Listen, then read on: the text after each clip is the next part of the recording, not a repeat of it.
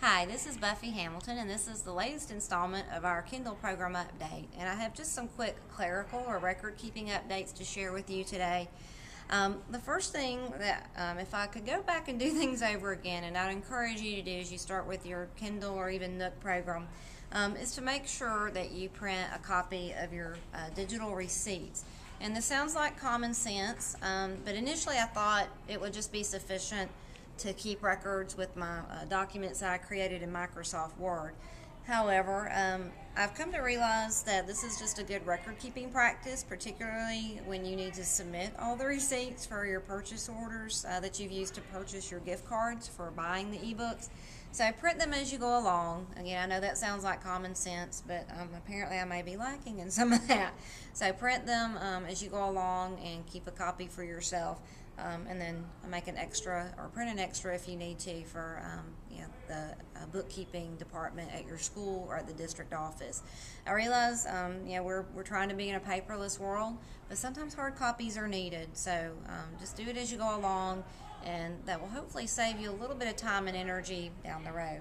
It's also a great way to cross-check the records that you're keeping in your spreadsheets, whether you're using Word or Excel, just to make sure that you've recorded everything correctly. Sometimes you may be a little bit tired, or you get interrupted in your train of thought as you're recording that information. So it's just helpful to periodically go through your receipts and cross-check your spreadsheets just to make sure all your records are accurate.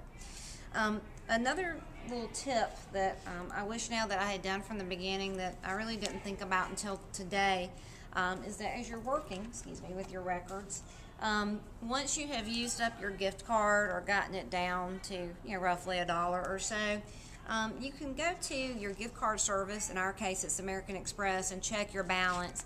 And you might just find it helpful to print that balance out. First of all, just to know what exactly is left. And again, I know you can't see it, but I just printed these out and then attached them to my printouts of my spreadsheets of my ebook records. This is also helpful if you want to go through and cross-check and make sure everything that is processed correctly on the gift card itself, that you haven't been undercharged or overcharged. So if you're using Amex, Visa gift cards, because many of you are in the position I am where you don't have a purchasing card or a school credit card to buy your ebooks and you may be relying on gift cards, then print that out from time to time or when you've pretty much used up the card, just so you can double check your records. And again, add to the paper trail, which is necessary even in 2011. And then the final tip for today as far as record keeping strategies, I think I mentioned in our last video installment that we had consolidated our forms, so now we just keep track of all the ebooks for Kindles 1 through 6, 7 through 12, or whatever the final number is. The other thing now that I have amended on each of my gift card record forms is that I am including the expiration date of the gift card as well as the code on the back. This is just helpful if you need to go and check that balance quickly and you don't have to go back and actually find the cards. And we do keep our expired as well as current cards locked away, but it's just nice if you have that on the actual gift card spreadsheet. The other thing that I added today, again, this sounds very simple, but it may be helpful for you, is in Microsoft Word, which is where I keep all my spreadsheets, I just added a timestamp and date, just so I'll know automatically when I've updated the record.